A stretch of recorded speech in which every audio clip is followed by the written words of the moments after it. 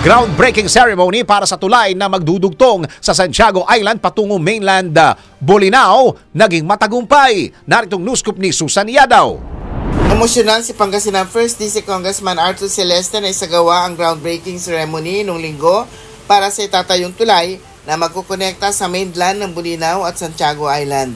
Sinabi ni Celeste na dekadang panahon na ang hinintay nila para sa inaasam na tulay at may sasakatuparan na ito sa pamamagitan ni Senator Amy Marcos na dumating upang pangunahan ng groundbreaking.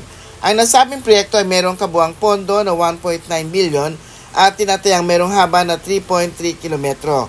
Kwento ng kongresista, makasaysayan ng Santiago Island dahil doon ang unang munisipyo ng mga taga-Bolinao.